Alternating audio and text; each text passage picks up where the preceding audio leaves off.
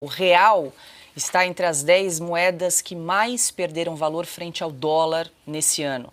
É o que mostra um levantamento feito pela agência classificadora de risco, Austin Rating, com base em dados do Banco Central do Brasil. No ranking de 118 países, a moeda brasileira está na 7ª colocação entre as que mais se desvalorizaram. No acumulado do ano, até o fechamento dos mercados nesta terça-feira, o real sofreu queda de 9,5%. Hoje, o dólar voltou a subir. Pela manhã, a moeda americana era cotada a R$ 5,43. A alta do câmbio ocorreu em meio ao cenário de incertezas em relação à política econômica do governo. O mercado financeiro reagiu mal às declarações de Lula hoje, num evento com investidores estrangeiros no Rio de Janeiro. Sem sinalizar a intenção de cortar gastos, o presidente declarou que o equilíbrio fiscal só será alcançado com o aumento da arrecadação. Estamos arrumando a casa e colocando as contas públicas em ordem para assegurar o equilíbrio fiscal. O aumento da arrecadação e a queda da taxa de juros permitirão a redução do déficit sem comprometer a capacidade de investimento público.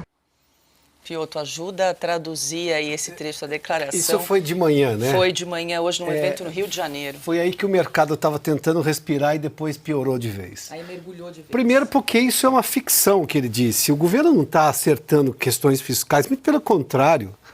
É o que se chama na economia de deteriorar o que está acontecendo nesse momento, as contas públicas, a condição das contas públicas, porque o governo, você vê, ele disse, vai continuar gastando. Não caiu ainda a ficha do presidente que não dá para resolver problema fiscal, o equilíbrio apenas aumentando a arrecadação. A primeira derrota, e essa derrota é pesada, porque nos assuntos econômicos o governo conseguia avançar no Congresso, mas ele passou por 2 constrangimentos. Quando a medida provisória da, digamos, compensação do PIS/COFINS para compensação em relação à desoneração foi editada, de novo, começa por aí, medida provisória para mudar a regra tributária e aumento de impostos, que tem, medida provisória tem peso de lei e aplicação imediata, sem negociar com o Congresso, tanto que o presidente da Câmara, Arthur Lira, pediu explicações, um primeiro constrangimento ao Ministério da Fazenda, e agora Rodrigo Pacheco, o Silvio lembrou, que do ponto de vista assim, prático, é informalmente o líder do governo no Congresso. Foi lá e devolveu a medida provisória no que mais interessava. A parte que mais interessava foi exatamente a que ele devolveu, ou seja, perdeu valor. Não vai ser votada. Aí nós temos o dólar que fechou a 5,40 hoje, é o maior valor desde janeiro de 2023. E veja como que o problema do Brasil, neste momento, é só o governo Lula. O problema do Brasil não é o Brasil. O problema do Brasil é o governo Lula. Hoje, o noticiário que vem dos Estados Unidos, que estava implicando, por exemplo, na economia brasileira, e implica porque, claro, se a inflação americana sobe, você imagina, obviamente, que o Banco Central americano vai continuar mantendo os juros altos. Na verdade, a inflação deu o que se pode chamar ali de um refresco. Com isso, passa a ideia de que, em algum momento, o Banco Central americano vai reduzir a taxa de juros, o que traria dinheiro para o investimento em países emergentes como é o nosso.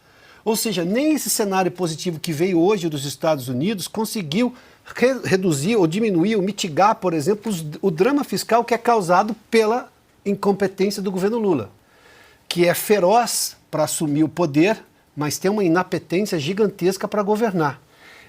Essa declaração do Lula é trágica porque demonstra claramente que ele não está ciente da situação. O ministro da Fazenda dele perdeu completamente o poder.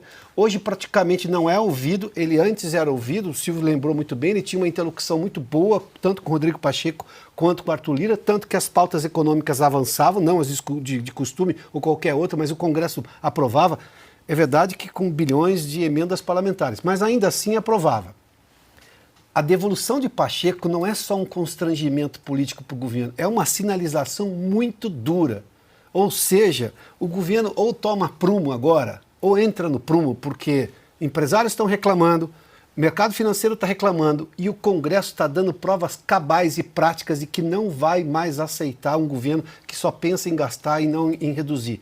talvez a pauta de redução do custo ganhe fôlego. Agora, com essa declaração do Lula, dá para acreditar nisso, que o Haddad vai ter força? O Haddad é um assessor, digamos, de segundo escalão. Não dá para comparar o que era o Paulo Guedes com autoridade intelectual na hora de conversar com o Bolsonaro e o Bolsonaro com a humildade de ouvir um técnico e o Lula que se acha superior a tudo e todos.